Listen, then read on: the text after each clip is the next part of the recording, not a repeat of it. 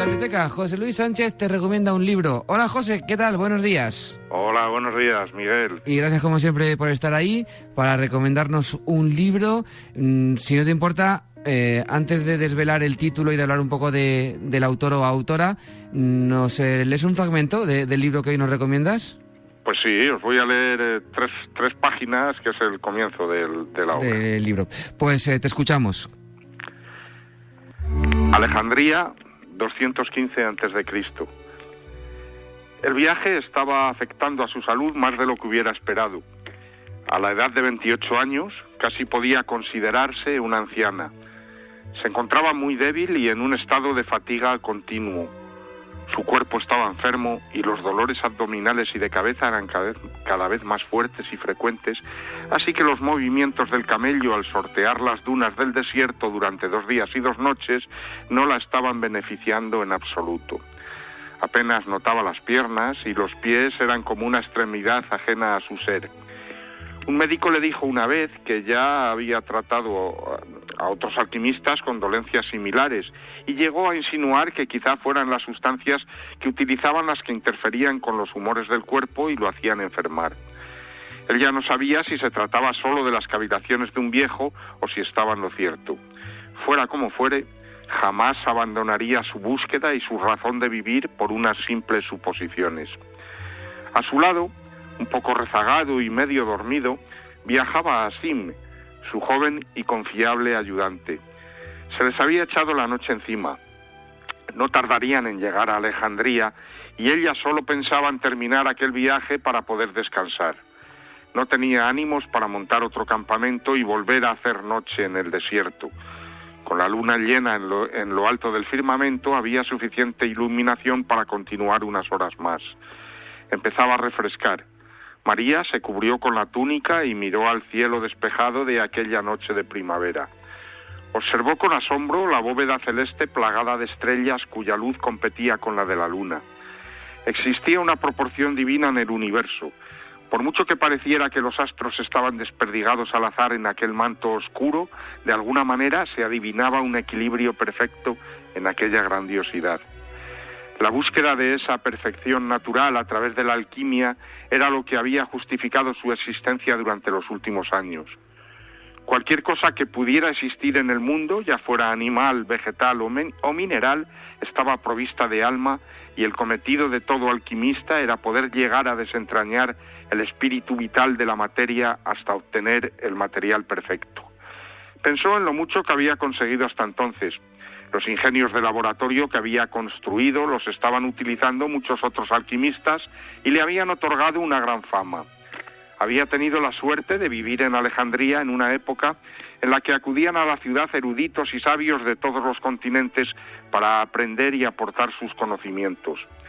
El epicentro de aquel foco del saber se situaba en la gran biblioteca fundada por Alejandro Magno y que ya contaba con miles de volúmenes. Allí se pretendía recopilar todas las obras de todas las épocas y de todos los rincones del mundo para formar el mayor centro de conocimiento jamás imaginado. Un gran estruendo en la quietud de la noche sacó de sus pensamientos a María, que tuvo que sujetarse con fuerza para no caerse de su asustado camello. Los animales se revolvieron inquietos y se acercaron el uno al otro alarmados por el ruido. Entonces, todo a su alrededor se iluminó con un enorme racimo de estelas de luz que caían desperdigadas del cielo. «¿Qué es eso?», gritó Asim, con los ojos desorbitados. El chico parecía tener más miedo aún que los propios animales. «No lo sé», respondió María, embelesada por el bello espectáculo nocturno que contemplaban sus ojos. «Parecen fuegos que caen del cielo. Mira, muchos se van debilitando y sus llamas se apagan por el camino. Pero otros han caído a tierra». Los dos se contemplaron en silencio durante unos instantes aquel extraño suceso. Cuando la última de las estelas desapareció y el sonido se extinguió, María se dirigió a su ayudante. «Debemos averiguar qué eran esos fuegos, Asim. No han caído muy lejos de aquí». «No sé si será buena idea inmiscuirnos en los asuntos divinos», comentó el chico realmente asustado. No creo que Dios quiera castigarnos por querer saber qué son esas bolas de fuego. Pienso más bien que puede ser una prueba de que el Creador pone ante nuestros ojos para mostrarnos algo. Además, apenas tenemos que desviarnos. Vamos. El chico accedió a regañadientes y azuzó su camello para obligarlo a seguir al de María. Al animal, acostumbrado como estaba al camino, no le gustó aquel cambio de rumbo, pero María estaba en lo cierto. Apenas se habían desviado cuando advirtieron a lo lejos un brillo rojizo e incandescente entre las sombras. Al acercarse, descubrieron un objeto en llamas del tamaño de una cebolla grande que había caído sobre un promontorio de piedra. María miró a su alrededor. No se veían más restos por ninguna parte. Si los había, seguramente habían acabado enterrados en la arena. «Ayúdame a bajar, Asim», ordenó masajeándose los pies dormidos para aliviar el hormigueo. Asim obedeció sin decir una palabra, pero en su rostro podía adivinarse el temor. «Así que es una piedra», murmuró el chico cuando estuvieron cerca. «¿Las piedras caen del cielo?», preguntó. María había escuchado contar a los viejos sacerdotes historias sobre fenómenos similares al que acababan de presenciar, pero nadie le había hablado de piedras ardientes. Aquello sin duda era un gran descubrimiento. «Pues parece que algunas sí lo hacen», respondió emocionada. «Trae el odre, vamos a enfriarla con agua para poder llevárnosla». Sin demasiado convencimiento, el muchacho obedeció y pronto retomaron el viaje con un cargamento muy especial. Al día siguiente, ya en su laboratorio, rodeada de pucheros, ollas, jarras vidriadas y recipientes con polvos y sustancias extrañas, María se dispuso a trabajar sobre la misteriosa piedra gris. Retiró a un lado el plato con los restos de dátiles y pan que se había preparado y antes de comenzar se incorporó para avivar el hogar. La casa de adobe era fría incluso en verano y las articulaciones doloridas agradecían el calor de la lumbre. La ciudad aún no se había despertado. A aquellas horas tempranas las calles estaban tranquilas, aunque pronto empezarían a escucharse los gritos de los comerciantes y el alboroto propio de una ciudad próspera como lo era aquella. Sujetó la piedra con las dos manos y la acercó a la lámpara de aceite para observarla mejor. Sin duda, aquel era un elemento muy extraño. Nunca había visto nada parecido. Pesaba mucho para su tamaño y la superficie era totalmente lisa, sin porosidad alguna. Era tan fría al tacto que resultaba sorprendente que en algún momento hubiera estado envuelta en fuego. Tenía las propiedades del metal, pero en apariencia era una piedra. El primer paso fue meterla en el querotaquis, uno de sus inventos. Se trataba de un recipiente con una lámina de cobre suspendida en la parte superior. Para que funcionara, todas sus uniones debían estar selladas de forma que en el interior se consiguiera el vacío.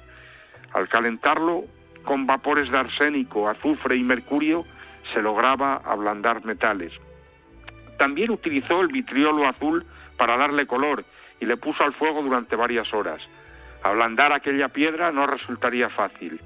Agotada y dolorida, decidió que podría dejarla al fuego hasta el día siguiente. Cuando despertó con las primeras luces del alba, corrió a su laboratorio y descubrió que la piedra se había fracturado dividiéndose en dos pedazos prácticamente idénticos que giraban sobre sí mismos y brillaban con un destello azul muy potente en el interior del recipiente. Al retirarlos del fuego, el brillo se atenuó y pudo observar que habían adoptado una forma redondeada. Decidió entonces introducirlos en un recipiente colocado sobre otro que contenía agua caliente y que adquiría su temperatura con la mezcla de arena y cenizas ardientes que lo rodeaban. Era lo que los otros alquimistas habían comenzado a llamar el Balneum Maria, o Baño María, puesto que ella había sido su inventora. Al segundo día, cuando el proceso terminó, María se dio cuenta de que las piedras continuaban manteniendo la dureza original, pero que algo había cambiado en su naturaleza. A medida que se enfriaban, comenzaron a brillar cada vez más. Cuando alcanzaron su temperatura original, frías como el hielo, su fulgor azulado era tan intenso que María apenas podía mantener los ojos abiertos ante tal fuente de luz. Días después, las piedras seguían iluminando todo lo que las rodeaba sin dar señales de agotamiento. Al separarlas, su destello se veía afectado, pero era mucha la distancia que había que poner entre ellas para que ambas se volvieran grises. Al acercarlas, volvían a brillar como el primer día. Solo el estaño conseguía anular las propiedades casi divinas de las piedras y por eso construyó un pequeño cofre de ese metal para cada una de ellas. Fue entonces cuando María empezó a pensar que había descubierto algo verdaderamente asombroso, algo por lo que muchos pueblos matarían por poseer, y tuvo miedo. Como cualquier otro alquimista, durante años había intentado dar con el Al-Hixir, que es la materia desconocida que conseguiría transmutar cualquier metal en oro y que sería capaz de curar todas las enfermedades, confiriendo el poder de la inmortalidad, el elixir de la vida. Hacía tiempo que la idea le rondaba los pensamientos, pero ella prefería ignorarla. ¿Qué ocurriría si alguien consiguiera lo que tanto había ansiado? ¿No sería aquella sustancia un motivo de conflictos, guerras y destrucción? En ese momento, con tremenda tristeza, entendió que el ser humano no estaba preparado para algo así, tampoco para lo que ella acababa de descubrir. ¿Qué nos has leído, José? Bueno, pues os he leído el comienzo de la última obra de una escritora bien conocida para el público peñarandino, que no es otra que María Suré, que es esta escritora casi paisana, esta escritora de la tierra, que nació en Santiago de la Puebla y que los usuarios de la biblioteca conocen bien, no solo porque ha venido en repetidas ocasiones a presentarnos sus obras, sino porque la han otorgado en varios años consecutivos el honor de aparecer entre las autoras más leídas de la biblioteca de Peñaranda. Entonces, bueno, María acaba de publicar en Maeva su última novela, que es Sueños entre cenizas, y yo he querido que los seguidores de esta novelista de la tierra, como digo, pues estén al tanto de la novedad y puedan pasarse por la biblioteca a coger alguno de los 2 libros que hemos adquirido para su uso, para su disposición. Ajá. En fin, pues esta es la obra de María, que vuelve a utilizar el mismo escenario, digamos, que utilizó en su anterior novela, que era Lágrimas de polvo rojo, que es la ciudad de Valencia, y también vuelve a encargar del caso, que nos va a ocupar durante las páginas de este libro, a los inspectores, o subinspectores, mejor dicho, que aparecían en Lágrimas de polvo rojo, Runa Osberg y Rodrigo Melgar, ¿no? Entonces, bueno, Runa y Rodrigo van a investigar, en este caso, la muerte de una joven de nombre Olivia, que se encontraba desnuda en su cama y con una bolsa de plástico anudada alrededor de la cabeza. Entonces, bueno, parece que unas horas antes, en esa misma cama, había estado con la víctima su profesor de historia antigua, ¿no? Y ahora este hombre, se llama Antonio, está desorientado, sin entender por qué está junto a un cadáver, ¿no? Que es el cadáver de su amante.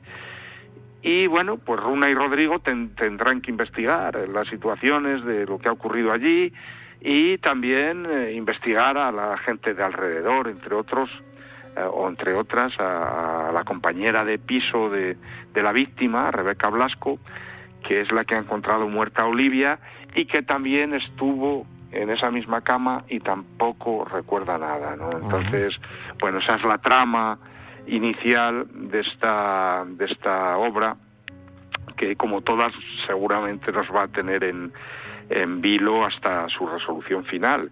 María se ha especializado en novela negra, ¿no? En este tipo de novela que bueno, se la da muy bien porque maneja muy bien las tramas literarias que ella crea y también los tiempos. Vamos descubriendo